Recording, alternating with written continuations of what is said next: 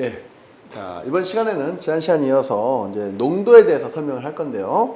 그 중에 이제 첫 번째 농도가 바로 이제 몰농도입니다. 몰농도. 영어로는 몰라리티라고도 하고요. 그 기호로는 라지 M을 씁니다. 메가하고 헷갈리면 또 안 됩니다. 라지 M을 쓰고, 기호로는 몰 퍼 리터. 몰 퍼 리터. 그럼 이 몰 퍼 리터, 이 단위 기호만 봐도 결국 무슨 뜻인지 알겠죠? 1리터 안에 어떤 용액 안에, 여기는 어떻게 보면 이제 몰 농도라는 개념은 어떤 용액 개념이 커요. 용액 또는 어떤 그 가스, 어떤 용 전체 어떤 용액 또는 용기, 공기를 말하는 거예요. 그 안에 들어있는 그 물질의 양. 근데 그 양이 뭐냐? 바로 그 물질의 몰. 그러니까 단위 용량 1리터에 들어있는 대상 물질의 몰수. 그게 바로 몰 농도. 그 단위가 몰 퍼 리터. 그래서 몰 농도는 이게 제일 중요하죠. 그죠? 단위 용량 얼마야? 1루베가 아니고 1리터. 네. 1리터. 1리터당 들어있는. 왜 그럼 1리터일까요? 어떤 농도 결정할 때 1루베는 너무 크잖아. 그죠? 1ml 너무 작잖아. 그러니까 우리가 가장 만만한 1리터를 보는 거예요. 그 1리터에 결국에 그 몰수가 얼마만큼 들어있느냐. 그러면 이때 기억해야 될 게 뭐 있다? 아보가드로의 법칙. 꼭 기억하셔야 돼. 아보가드로의 법칙. 아보가드로라는 사람이, 아보카도 아닙니다. 아보가드로. 예. 아보가드로라는 사람이 1몰은, 어쨌든 어떤 모르겠는데 어떤 분자가 있는데 어떤 이놈의 그람 분자량을 부피를 쳐봤더니 22.4리터 정도 나오더라. 그리고 거기에 분자의 개수를 계산해 보니까 6.02 곱하기 10의 23승계가 나오더라. 그래서 나는 모르겠다. 하여튼 내 이름을 따서 1몰이라 하자. 그게 바로 1몰입니다. 1몰. 그러니까 결국에 아까 말했죠. 1몰 농도는 그람 분자량이 1리터 안에 그 녀석의 그람 분자량으로 들어있으면 그게 그 녀석의 몰 농도가 된다 이거예요. 그러면 단위가 보세요. 몰 퍼 리터잖아요. 그러면 똑같이 분자 분모가 똑같이 1000배로 뻥튀기가 되면은 킬로 몰 퍼 킬로리터 똑같죠? 결국 이 킬로리터는 또 뭐랑 같아요?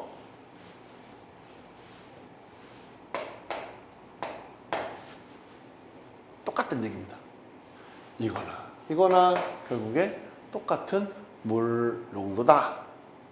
아시겠죠? 그래서 대신에 이제 만약에 킬로몰이 되려고 한다면요. 여기서는 그람 분자량이 들어간다고 했잖아요. 그럼 여기 뭐가 들어갈까요? 당연히 킬로그램 분자량이 들어가겠죠. 그죠? 그래야 여기도 리터가 메타산택이 돼서 1000배가 되니까 똑같이 1000배가 될 거 아닙니까? 그죠? 이건 꼭 기억해 두시기 바라고요. 자, 그러면 이제 몰 농도라는 건 뭐냐면 결국에 단위 용량 1리터에 들어있는 그 녀석의 몰수인데 요거를 몰농도 용질에서 어떤 몰농도를 구하는 공식은 결국 용질의 몰농도는 용액 안에 들어있는 그 녀석의 용질의 양. 근데 그 용질의 양을 몰수로 표현해 준 거. 몰수는 그 녀석의 질량이라고 한다면 말 그대로 아까 그 그람 분자량으로 나눠주면 되는 거겠죠? 그게 바로 이 얘기죠. 용질 플러스 용매는 뭐예요? 용액이죠. 용액. 근데 거기에 전체를 리터로 봤어요. 거기에 그 물질 용질의 질량이 있어요. 그럼 요건 뭐예요? 이렇게 치면 질량 퍼 부피. 그럼 뭐가 되죠? 요게 농도가 그냥 농도. 그냥 농도. 근데 그냥 농도인데 이 녀석의 질량을 여기서 그람 분자량이 아보가도 1몰이라고 했으니까 그람 분자량으로 나눠주게 1몰일 때 그람 분자량을 했잖아요. 그러니까 그람 분자량을 나눠줬으면은 그래서 여기 뭐예요? 몰수가 되죠. 그 몰수 퍼 리터. 얘가 바로 몰 농도가 되는 거죠. 이게 되는 거예요. 그래서 요거를 실제적으로 우리가 시판되는 시약들이 있어요. 그 시약들 가지고 계산하는 것들이 문제도 많이 나오는데 이렇게 풀어주는 거죠. 그래서 요 10의 3승을 왜 썼을까요? 단위 환산 때문에 쓴 거예요. 곱하기 1000 나누기 1000 이 개념으로. 비중량 곱하기 1000은 왜 들어갈까요? 물하고 공기하고 차이 얘기할 때 1000배 차이 난다고 했죠? 그래서 보통 10의 3승을 곱해주는 거예요. 밀도 또는 비중량이 들어가고요. 거기에 순도 100%, 뭐 황산의 순도 98%, 95% 이렇게 나오죠? 산산의 함량, 여기서 순도와 함량이 같은 개념을 쓸 수 있어요. 여기서는 불순물이 물이니까. 불순물이 다른 물질이 있다 그러면 모르겠는데 물하고 황산만 섞여 있다 그러면 황산의 순도나 황산의 함량이나 똑같은 개념이죠. 왜? 물은 수용액이니까 용매 개념으로 들어가니까요. 그 외에 뭐 여러 가지 뭐 다른 메탄올이나 뭐 이런 성분이 섞여 있다 그러버리면 또 다른 얘기가 달라지죠. 어쨌든 순도, 여기서 순도 함량으로 표현할 수 있습니다. 그 100을 왜 붙였을까요? 여기 퍼센트가 있으니까. 그러니까 여기 쓸 때는 단위가 98% 그러면 0.98이 아니고 98로 해야 돼요. 그래서 나누기 100 하면 0.98이 돼야죠. 그래서 곱해주는 겁니다. 예, 거기다 곱하기 1000. 예, 그 다음에 밀도 비중량. 단위 숫자는 뭘까요? 숫자는 밀도, 비중량. 여기는 단위가 없어지죠?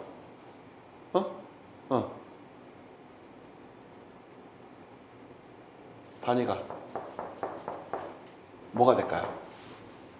여기는 단위가 비중량, 밀도, 뭐 킬로그램, 퍼, 메타, 삼승 뭐 이런 개념이잖아요. 근데 비중량과 밀도 뭐 여기서는 이제 단위 그램 퍼 리터로 바꿀 수 있겠죠? 그램 퍼 리터 뭐 이런 식으로 바꿀 수 있겠죠? 그래서 몰 농도는 그 물질의 분자량으로 나눠준 거니까 결국 이 얘기가 그 얘기잖아요. 그래서 결국엔 단위는 몇 몰 퍼 리터 이렇게 나오는 거예요. 네, 분자량을 또 나눠줬습니다. 네, 그래서 요거는 어떤 시약들의 수판된 시약들의 몰 농도를 계산할 때 그때 값이에요. 실제 문제 풀이할 때 바로 요 개념으로 그냥 바로 주어지죠. 조건이. 황산의 비중이 얼마다? 1.84다. 단위가 없어요. 그냥 무차원 개념으로. 황산의 순도는 95%다. 0.95. 이거 빼서 요만큼 0.95. 분자량이 얼마다? 황산 분자량 98g이죠. 그럼 그러면 단위가 뭐예요? 몇 몰 이렇게 나오죠. 단위가 좀 많이 생략돼 있죠, 그죠? 엄밀히 치면 몰 농도의 개념은 요것으로 보시면 됩니다. 예, 여기까지가 바로 몰 농도입니다. 그 이 몰 농도는 뭘 구할 때 쓸까요? 모르겠다. 자꾸 뭘 하는 얘기죠. 이건 결국에 뭘 구하냐면 pH 구할 때 많이 씁니다. 어떤 pH는 뭐죠? 수소이온 농도, 수소이온 농도에 대한 어떤 그 대상 물질의 상도를 평가할 때 많이 쓰는 게 바로 pH죠. 그래서 이 pH의 반대가 뭐예요? pOH 이것도 있죠. pH의 맥스는 얼마죠? 0부터 14까지 있으니까 14가 맥스예요. 그래서 pH 중성은 얼마? 7 기억해 두세요.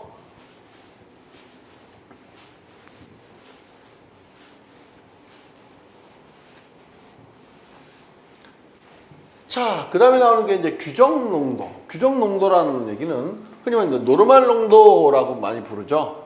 영어로는 노르말리티. 기호로는 여기는 M, 여기는 N. 노르말, 보통 이런 뜻이죠. 네. 근데 얘는 보니까 얘는 몰 퍼 리터인데 얘는 EQ 퍼 리터. EQ 뭐죠? 이큐발런스. 그래서 당량이 뭔 뜻이에요? 어떤 물질이, 어떤 이제 혼합 물질이든 어떤 원자 물질이든 어떤 물질이 산소 8량, 산소가 그 원자가가 8이니까 또 수소 1량과 치환 또는 하는 그 값, 그 물과 반응할 때 용액이 녹이니까 물하고 반응하고 어떤 녹이고 할 때 서로 주고받는 값인데 여기서 당량의 개념을 쉽게 생각하는 거는 뭐예요? 1당 100. 그게 뭐예요? 내가 여러분을 싸울 때 우리 16대 1로 싸웠다고 보면 내가 1당 16이 아니에요. 그죠? 나 혼자서 16명을 상대했다는 얘기예요. 이해가세요? 그것처럼 당량과 당량의 개념은, 이 당량은 결국에 공식 이거 나오죠. N, V, F는 N 다시, V 다시, F 다시. 이거 뭐죠? 미리 공부하신 분들 나 뒤편에 나오겠지만 이게 흔히 말하는 적정이에요. 적정 공식이죠. 어떤 물질을 할 때 노르말 농도대 결국 뭐냐? 이거는 어떤 물질과 물질이 반응을 할 때 몇 대 몇으로 반응을 하느냐, 그거에 대한 개념이에요. 여기 몰은 그것이 얼마만큼 녹아있고 그것이 얼마냐는 개념인데, 이거는 어떤 물질이 화학 반응을 할 때 결국 몇 대 몇으로, 이론적으로 물론 그 이상이 들어가야 실제 반응이 일어나겠지만 실질적으로 이론상으로는 얘랑 몇 달, 원래 그 화학적인 기본 원리상으로 몇 대 몇으로 반응을 하더라. 그 반응하는 개념. 그래서 당량의 개념은 규정농도라고, 노르말리티는 단위 용액 1리터 안에 들어있는 그 물질의 용질의 뭐요? 당량수. 몰수가 아니고 당량수예요. 그러면 당량이란 건 뭐냐? 당량. 당량의 설명 또 이따 해야겠죠. 그래서 요거랑 공식을 그대로 가져오면 똑같아요. 그러니까 용질 플러스 용매는 용액이에요. 용액분의 용질의 분자량인데, 그 분자량을 여기는 뭘로 했어요? 용질의 분자량. 용질의 어떻게 보면 이제 분자량의 질량이죠. 그치. 질량. 분자량에도 다른 말은 아니죠. 어쨌든 질량, 같은 개념을 쓰면 질량. 그 질량을, 그 물질이 아까 좀 분자량으로 나눈 게 아니고 그 물질의 당량으로 나눈 거예요. 당량으로. 1Q가 1당량이니까. 그죠? 그래서 단위가 결국 뭐가 돼요? 2Q per 리터가 나오는 거예요. 그죠? 근데 요것처럼 똑같이 시판되는 시약들의 농도나 당량을 구할 때 쓰는 공식을 쓰게 되면 똑같이 10의 1000 곱하기 밀도 또는 비중량, 주어진 상수 쓰세요. 순도 쓰고 당량으로 나눠주면 돼요. 똑같은데 얘는 분자량, 얘는 당량. 그것만 달라요. 자, 그러면 이제 당량이라는 걸 알아봐야겠죠. 당량이란, 그러면 아까 말했던 것처럼, 전 시간에 전에 말했던 것처럼 지금 규정 농도, 노르말 농도에 대한 개념을 이렇게 지금 표현을 했어요. 그죠? 그래서 단위 용액 1리터 안에 들어있는 그 물질의 당량의 수. 자, 그러면 당량이 뭐냐?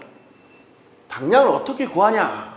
당량은 어떤 원소가 산소 8량 또는 수소 1량과 치환 또는 결합하는 양, 이거를 당량.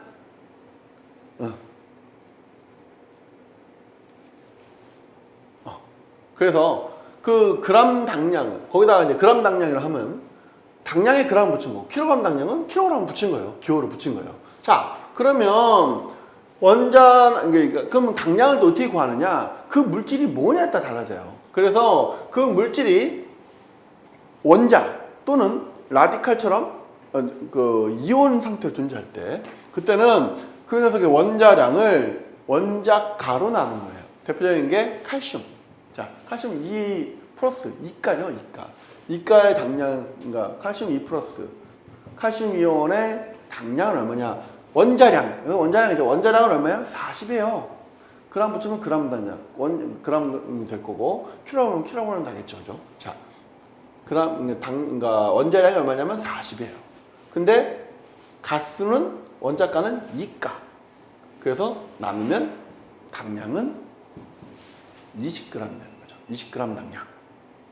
자, 근데 이제 원자가 이제 합쳐진 분자일 때는, 그래서 이게 분자량을 뭘로 나누냐? 양이온의 가스로 나눠주는 거예요. 양이온의 가스.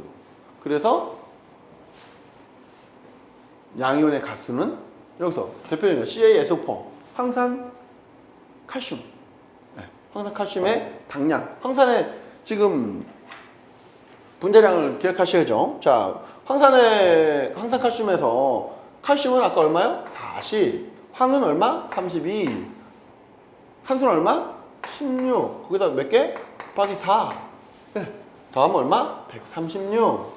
그래서 양이온의 가스는 뭐요? 이가, 요거 이제 이가잖아. 여기 이가 플러스하고 여기에 그 이 마이너스가 합쳐진 거죠. 이렇게 합쳐서 이렇게 반응한 거잖아요. 그러다 보니까 양이온의 가스로 나눠요. 그래서 얼마? 68 단위는 그램 당량 이렇게 쓰는 거예요. 근데 이 분자들 중에서도 산, 엑시드 또는 알칼리, 염기성 물질이 있다는 얘기죠. 그럴 때는 그 물질의 분자량을 뭐로 나누냐? 산성일 때는 수소이온 농도의 그러니까 H 플러스 이온의 수로 나누고 가수. 알칼리일 때는 H 플러스 이온이 없잖아요. OH 마이너스 이온의 가수로 나눠주는 거예요. O와의 O와. 그래서 소석해죠.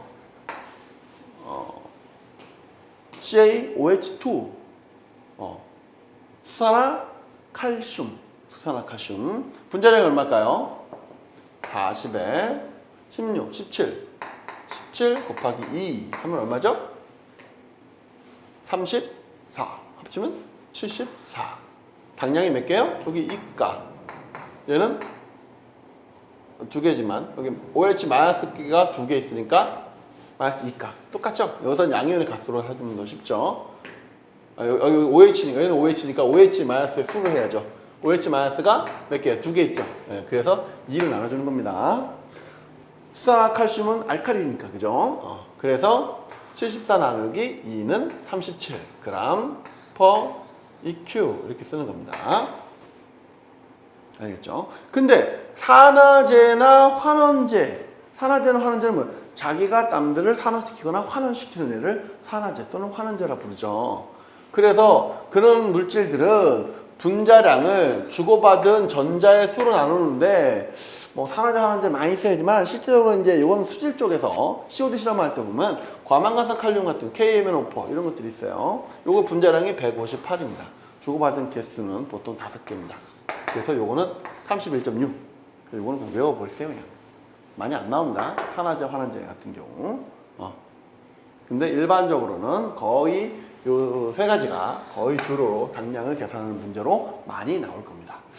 근데 요거를 다시 또 설명하다 보면 몰농도는 곱하기 가수, 몰농도에서 가수를 곱하면 규정 농도가 된다.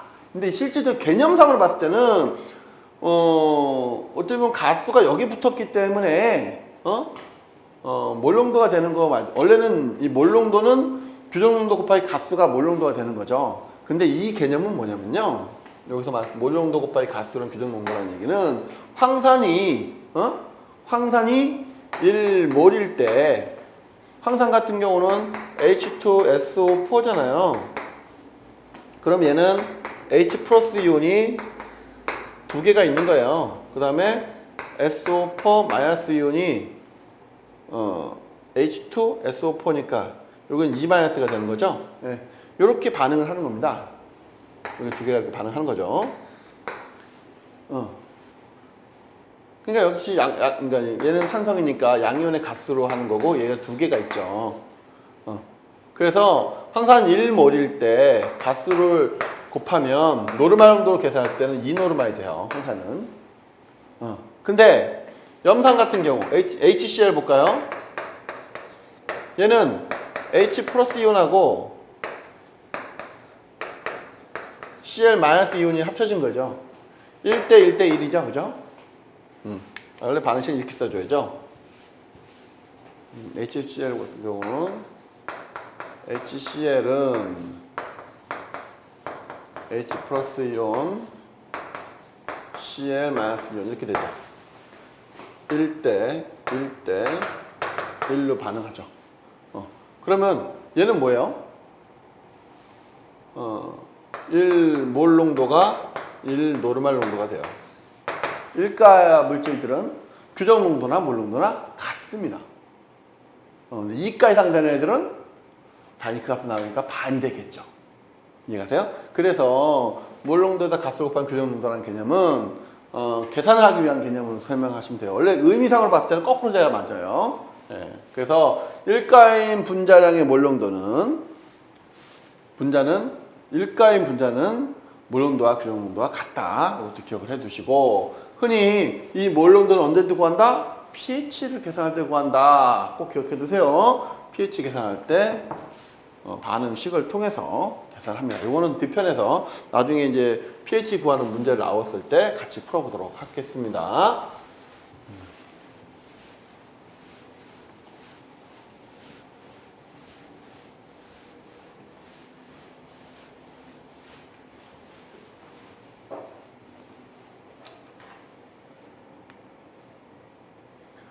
자, 그 다음에는 뭐냐면 이제 진짜 농도입니다. 농도. 아까 뭐예요? 진할 용자라고 했어요. 그죠? 진한 정도예요. 어떠한 용액 안에 들어있는 그 물질의 양입니다. 근데 그 양이 질량이 될 수도 있고 부피량이 될 수도 있는 거예요. 근데 전체 양을, 분모의 그 용액의 양을 그것도 질량을 할 수도 있고 부피를 할 수도 있겠죠. 왜? 그것을 바꿀 때는 또 뭐 비중이나 비중량을 곱해서 바뀔 수도 있을 겁니다. 그죠? 그래서 농도라는 개념은 엄밀히 치면 단위가 없는 거예요. 근데 거기다 내가 이거를 몇 개 어떻게 쪼갰느냐에 따라서 단위를 퍼센트를 붙이기도 하고 ppm을 붙이기도 하는 거죠. 그래서 단위 용량, 부피 또는 질량 안에 들어있는 용질의 양, 그것도 부피 또는 질량이에요. 그러다 보니까 어떻게 돼요? 서로 분모와 분자가 약분이 됩니다. 그래서 단위가 없어져요. 그러니까 그 기호로 뭘 써주냐? 퍼센트를 써주는 거예요. 그래서 전체가 얼만데 100개를 쪼개서 그 중에 몇 개 이렇게 되는 거죠. 이해가세요? 그게 바로 퍼센트, ppm의 개념이 되는 겁니다. 자, 그래서 1을 나눴을 때 100%죠. 1은 100%. 그죠? 그러면 이 퍼센트의 개념이 뭐예요? 아까 또 쪼개보면 알아요. 퍼센트가 바로 뭐냐? 10의 마이너스 2승을 의미하죠.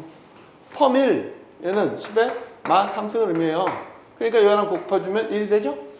아까랑 단위원사는 똑같습니다. ppm, 파트 퍼 밀리언, 100만 분의 1. 그 얘기는 뭐다? 10의 마이너스 6승이에요. ppm이라는 단어가. 그래서 곱하기 10의 마이너스 6승을 해줘버리면 단위가 ppm 단위로 떨어지는 거죠. 곱하기 100 하면 단위가 퍼센트를 붙여주는 거고요. 단위를 퍼센트로 붙여주는 겁니다. 대신에 농도 이 개념은 항상 전체 얼마 중에 얘 얼마 이 개념을 봐야 되는 거예요. 농도를 정확한 단위를 해주기 위해서는 요 기호들이 반드시 병행이 돼서 붙어줘야 되는 건데 우리가 일상적으로 많이 쓰다 보니까 아마무야하게 생략을 시켜줄 뿐입니다. 아시겠죠? 그래서 우리가 그 뒤에다 붙이는 이 기호들이 어떻게 보면 하나의 단위처럼 보이는 겁니다. 단위가 아니고 얘는 기호로 보는 게 맞고 개념으로 보시는 게 맞습니다. 자, 파트 퍼 100 밀리언. 여기서 100 밀리언이라는 개념은 100가 100이죠?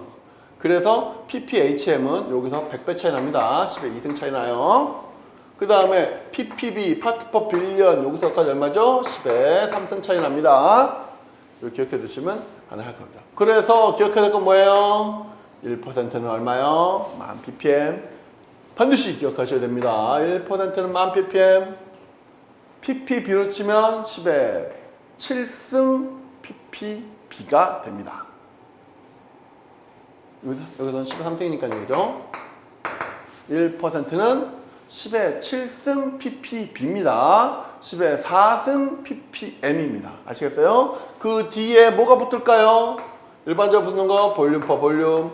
대기에서는 가스를 주로 취급하다 보니까 볼륨 퍼 볼륨, 용량 대 용량 이렇게 부릅니다. 자, 그래서 넘어가 볼까요? 자, 이제 우리가 흔히 쓰는 이제 ppm에 대한 얘기를 들어볼게요. ppm에서 얘기할 때 ppm은 1ppm은 중량분의 중량 개념으로 봤을 때 1ppm은 결국 10의 마이너스 6승이죠. 10의 마이너스 6승. 결국 걔를 중량으로 끊어다 보면은 단위가 어떻게 돼요? 웨이트 퍼 웨이트니까 10의 마이너스 6승 차이가 나려면 미리그램하고 킬로그램이 돼야죠. 그램하고 톤이 되든지. 중량 대 중량, 무게 대 무게. 웨이트라고 했지만 실제 펄스가 여기서는 이제 무시된 거예요. 어떻게 보면 매스 대 매스죠. 그죠? 여기서는 질량 대 질량이니까. 어차피 펄스가 어차피 들어가도 똑같이 약분되니까 개념이 없어지죠. 여기서는 무게와 질량이 같은 개념으로 쓰이는 거예요. 예. 그래서 일반적으로 중량 대 중량 ppm에서는 밀리그램 퍼 킬로그램으로 보통 기호를 사용합니다. 됐죠? 그래서 요거를 특히 물 쪽에 가면 1kg에 물이 얼마예요? 비중이 1이라며. 그래서 1kg이 1리터예요. 물은 특별하게. 그러다 보니까 밀리그램 퍼 리터 이런 식으로 표현을 쓰죠. 요게 얼마예요? 1ppm이에요. 이해가세요? 그래서 요게 주로 웨이트 퍼 볼륨을 쓸 때 특히 수질에서 고체산 물질, 액체산 물질 농도 할 때 COD 몇 ppm 하면 어떻게 써요? 1 밀리그램 퍼 리터 이런 식으로 표현을 썼어요. 밀리그램 퍼 리터를 ppm 단위로 썼었어요. 근데 요즘에는 이렇게 안 써요. 어떻게 쓰냐? 마이크로 몰 퍼 몰 이렇게 써요. 이것도 같은 개념이죠. 왜? 마이크로가 10의 마이너스 6승이니까. 그죠? 결국 이게 ppm이잖아요. 그죠? 엄밀히 치면 이게 더 맞는 표현이죠. 요거보다는. 결국에 10의 마이너스 6승. 결국에 뭐다? ppm. 파트 퍼 밀리언. 100만 분의 1을 의미합니다. 자, 이번에는 대기 쪽으로 가면 대기 쪽에 가스를 주로 많이 취급하다 보니까 부피분의 부피, 볼륨 퍼 볼륨의 개념으로 볼 때가 많아요. 똑같이 ppm 10의 마이너스 6승이니까 부피로 쳤을 때는 밀리리터 퍼 킬로리터 또는 밀리리터 퍼 메타 3승. 그죠? 볼륨 퍼 볼륨이 가장 일반적으로 많이 쓰이죠. 이해가세요? 그래서 요렇게 보통 ppm 하면 요렇게 기호를 씁니다. 특별한 언급이 없으면 단위를 맞춰주기, 어쨌든 10의 6승 차이만 나게끔 맞춰주시면 되죠. 거기에 맞게끔, 상황에 맞게끔. 대기에서 특히 기체산 물질 다룰 때는 이렇게 취급을 한다. 여기까지 꼭 하셔야 됩니다. 그 다음에 이제 시험 문제에 곧 짤 출제되는 게 뭐냐? 그러면 우리가 뭐 몇 ppm이 있는데 이게 표준 상태에서 뭐 0도씨 몇 기압일 때는 얼마를 바꾸냐 이런 식의 문제들이 많이 나와요. 그죠? 꼭 한 문제씩은 나올 겁니다. 대기기사에서 나올 가능성이 높고요. 산업기사는 반드시 한 문제는 나올 거예요. 그러면 이런 거 틀리면 절대 안 되겠죠. 그죠? 그래서 기억합시다. 밀리그램 퍼 메타 3승은 어떠한 물질 X ppm 곱하기 22.4분의 그 녀석의 분자량 단위는 뭘까요? 그람 분자량. 예. 요거예요. 그런데 요거는 온도와 압력의 개념을 빼졌을 때. 근데 온도와 압력은 결국에 이 농도, 밀도 이런 개념과 반응할 때는 서로 상극 개념이에요. 왜? 온도가 높아지면 부피가 팽창합니다. 부피가 팽창하면 그 물질 농도나 밀도는 떨어져요. 이해가세요?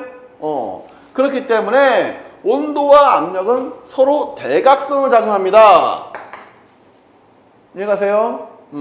그래서 273 플러스 T 273 요거 뭐죠? 켈빈으로 바꿔주는 거예요. 요 T에 들어가는 요거는 섭씨 단위로 들어가겠죠. 그죠? 273이니까 예, 곱하기 760분의 PA 이렇게 들어가는데 760이라는 건 뭐예요? 이건 단위가 밀리미터 HG를 말해요. 그죠? 그럼 여기도 당연히 단위가 밀리미터 HG로 들어가겠죠. 만약에 이게 14.7 PSI다 그러면 PSI로 들어갈 거고요. 그죠? 요거는 표준 상태잖아요. 그죠? 그럼 요것도 표준 상태잖아요. 그죠? 요거는 실측 상태, 액츄얼 상태. 요것도 실측 상태예요. 대각선이에요. 이렇게. 그리고 그렇다면 얘는 뭘까? 얘도 스탠다드 상태입니다. 얘는 표준 상태 ppm. 그 다음에 요게 실측 상태, 액츄얼 상태의 밀리그램 퍼 메타 3승이에요. 온도와 압력을 특별히 언급 안 했을 때는 요것만 가지고 해주면 됩니다. 근데 온도와 압력을 보정해 줄 때는 만약에 요게 표준이, 요게 그 실측이고 요게 표준이다 그러면 표준 상태일 때 몇 밀리그램 퍼 메타 3승일 때 어떤 온도가 얼마일 때 실측 상태 ppm 구하라 그러면 반대가 돼야 됩니다. 이해가세요? 이게 다 뒤집어집니다. 헷갈릴 수 있죠. 그죠? 그러니까 하나만 기억합시다. 하나만 기억해서 이 공식을 기억하면 밀리그램 퍼 메타 3승 퍼 킬로그램 미리그램 per 삼승 per 메타 삼승은 미리그램 per 메타 삼승은 x ppm 곱하기 22.4분의 분자량 곱하기 273 플러스 t분의 273 곱하기 760분의 pa. 이 공식에 들어갈 때 앞에 있는 여기는 액추얼이고요. 온도와 압력을 보통 보정해서 나와라. 가령 이제 그러니까 황화수소 H2S 10ppm일 때 10ppm을 25도씨 1atm일 때 몇 미리그램 퍼 메타 삼승이냐 이렇게 표현할 수 있죠.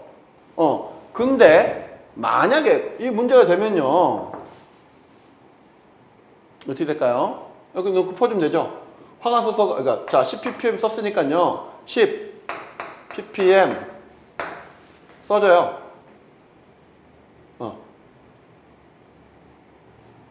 됐어요? 곱하기 22.4분의 그램 분자량 그램 분자량 얼마? 22.4분의 황화수소 32, 2, 34 곱하기 온도 25도 그러니까 273 플러스 25분의 273 곱하기 760분의 1atm이니까 760분의 실제값 760 이렇게 되겠죠? 약분됩니다. 이거 없어지죠? 그러면 단위가 밀리그램 퍼 메타 삼승이에요. 근데 만약에 거꾸로 문제 풀렸다 그러면 얘들이 다 뒤집어져야 돼요. 그래서 스탠다드가 여기 붙었다 그러면 얘가 표준 상태일 때 면적이고 얘가 실측 상태의 액츄얼이겠죠. 그럼 얘가 다 뒤집어지고 뒤집어지고 뒤집어져야 계산 공식이 맞는 겁니다. 아시겠죠?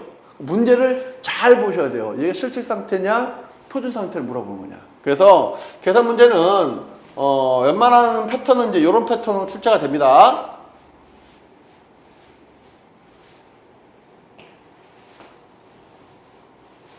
그런데 특별하게 온도와 압력을 표시하지 않은 상태에서 ppm 곱하기 22.4분의 그램 분자량 했을 때는 미리그램 퍼 메타 삼승 여기서 이렇게 스탠다드를 붙여주면 얘도 스탠다드 상태일 때를 말하는 거예요. 온도 압력을 고려하지 않을 때 그때는 이제 이런 식으로 계산 문제를 풀 수가 있습니다. 자, 그래서 여기까지 알아봤고요.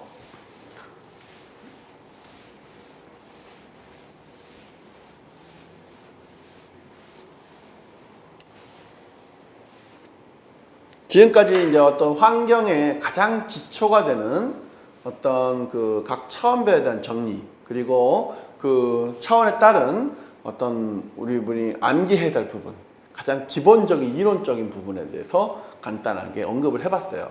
지금 이 과정은 앞으로 그러니까 대기 환경 그 기사에 또는 대기 환경 산업 기사에 대기 오염 개론, 그 다음에 공정시험법, 그 다음에 연소공학, 그 다음에 방지기술, 거기 전반에 거쳐서 다 들어갈 수 있는 내용들입니다.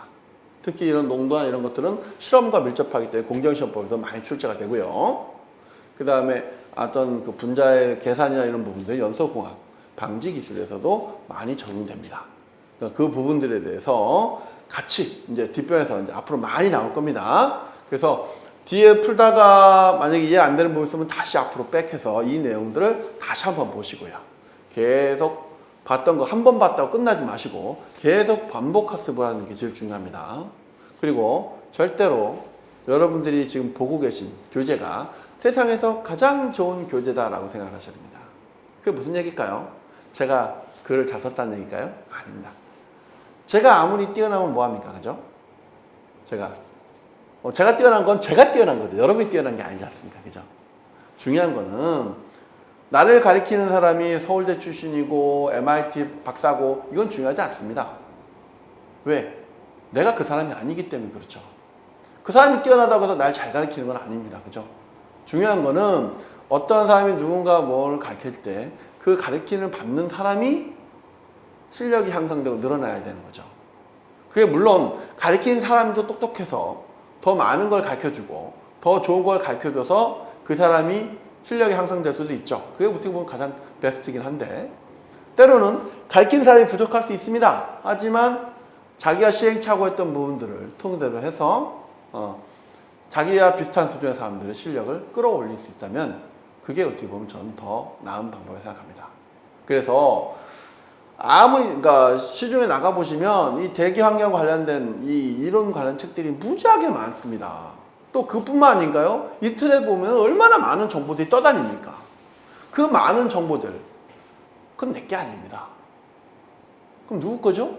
그 사람들 거예요. 이해가십니까? 서점에 많은 대기 환경 기사 책들, 그건 누구 겁니까?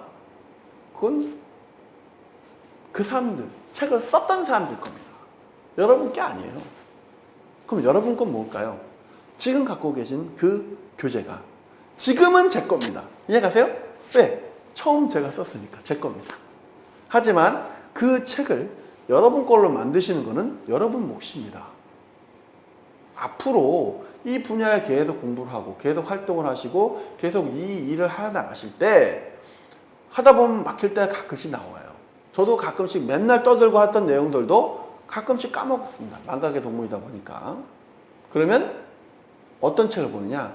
제가 옛날에 강의했던, 제가 옛날에 공부했던 꼬재재하고 다 찢어져 허름한 책을 봅니다. 왜? 그게 내 눈에 확 들어오거든요. 까먹었던 거를 다시 되새기는데 다른 책보다 더 빨리 내게 다가옵니다. 그렇기 때문에 여러분의 책을 만드는 게 제일 중요하고요. 여러분의 책은 여러분이 꼭 소중히 간직하셔야 됩니다. 제가 최근에 좀 많이 놀랐던 게 뭐냐면 일부 학생들이 자격증 공부할 때 책을 삽니다. 근데 책을 어떻게 사냐니까? 사서 노트에는 겁나게 공부를 열심히 하는데 책은 깨끗하게 만들어 놓습니다. 그리고 그 책을 자격증 따고 나면 판대요. 저는 경악을 금치 못했습니다. 책을 왜 팝니까? 나중에 그 책이 어떻게 쓰일지 알고요. 제가 존경하는 기술사님들이나 더 많은 이쪽에 연계된 선배님들 찾아가 보면요. 그분들 사무실이나 집에 가보면 많은 책들이 꽂혀 있습니다. 하지만 그 중에서 가장 소중하게 생각하는 책은 그 많은 책들 중에 꽂혀 있는 허름한 옛날 전공도서. 네, 그게 제일 소중한 책입니다. 왜? 깨끗하고 좋은 책들은 언제든지 내가 서점 가서 구할 수 있습니다. 하지만 오래되고 내 때 손때가 묻어있는 내 책은 어디 가서도 구할 수가 없거든요. 다른 사람 책을 내 책으로 만드는 과정이 얼마나 오랜 시간이 걸리는지 모릅니다. 시간은 어떻게 보면 짧을 수 있지만 엄청나게 많은 노력이 들어가요. 내가 그걸 이해해야 그것이 내 것이 됩니다. 근데 그렇게 만든 소중한 내 기억을 남한테 그냥 줘버렸다? 그게 뭘까요? 내 기억을 그냥 내 공부한 거를 그냥 줘버린 겁니다. 그렇게 해서 만약에 운이 좋아서 또는 정말 그 당시에는 실력이 좋아서 자격증을 땄다고 생각한다면, 물론 여러분들이 따는 게 자격증을 따는 것만 목적이다라고 한다면 그것도 괜찮습니다. 하지만 제가 처음에 설명드렸던 것처럼 자격증은 여러분한테 인생을 바꿀 정도의 개념은 아닙니다. 특히 대기환경 기사만을 가지고 여러분의 인생이 확 바뀌지 않습니다. 하지만 여러분이 정말로 뭔가를 하고자 할 때 여러분한테 힘을 줄 수도 있습니다. 근데 그것을 만드는 여러분에게 위기에 봉착했을 때 날아갈 수 있는 날개에 힘을 해줄 수 있는 그 자격증은 여러분들이 가꾸고 만들기에 달려 있습니다. 자격증을 따는데 중요한 것이 제가 누차 매번 강조하는 것처럼 절실함입니다. 그리고 무엇을 하기 위한 목표입니다. 그 두 가지가 있어야 자격증을 딸 수 있고 그 두 가지가 있어야 자격증의 가치를 키울 수 있습니다. 산업기사에서 만족하시겠습니까? 기사에서 만족하시겠습니까? 기술사 준비하셔야죠. 언제부터? 산업기사를 취득하는 순간부터 그 다음 단계 자격증을 도전하셔야죠. 대기환경기사, 기술사는 대기관리 기술사입니다. 예, 대기관리 기술사 하나만 따면 달까요? 수질관리 기술사도 있고요. 토양환경 기술사도 있고요. 소음진동 기술사도 있고요. 예? 폐기물 처리 기술사도 있습니다. 또 자연환경 기술사도 있습니다. 또 그 외에 각종 연관되어 있는 여러 이공계 관련된 자격증들이 많이 있습니다. 그 분야들로 점점 자기의 커리어를 키워가시고 자기의 업무 영역을 넓혀 가셔야 진짜 환경 분야에서 뭔가가 될 수 있는 그런 원대한 스케줄과 원대한 플랜을 가지고 도전을 해야 이 분야가 메리트가 있지 않겠습니까? 단순히 증 하나만 따서 내가 단순히 취업해갖고 그렇게 해서 생활을 해야지 하시는 분들은 증 따갖고 업체 들어가서 패스처장이나 아니면 스크러버나 뭐 이런 거 단순하게 기계를 조작하는 그런 업무로 남고 싶으십니까? 아닙니다. 환경 분야는 넓습니다. 대기 분야는 환경의 또 일부분 뿐이고 그 부분을 여러분들은 이제 시작하는 과정입니다. 그렇기 때문에 단순히 지금 당장은 자격증을 따는 데 올인을 하지만 단순히 자격증을 따는 게 중요한 게 아니고 여러분들의 앞으로의 미래를 설계할 때 이 자격증이 큰 기반이 될 거라고 생각합니다. 그렇기 때문에 여러분들께 제가 이런 말씀을 계속 반복해서 드리고 여러분께 계속 독려를 합니다. 여러분의 책은 정말 소중하고 여러분의 이 강의를 위해서 예습을 원하지는 않습니다. 저는 예습은 필요 없습니다. 하지 마십시오. 대신에 단 1시간씩 복습을 하십시오. 100번의 예습보다 한 번의 복습이 여러분의 실력을 더 키웁니다. 고생하셨습니다.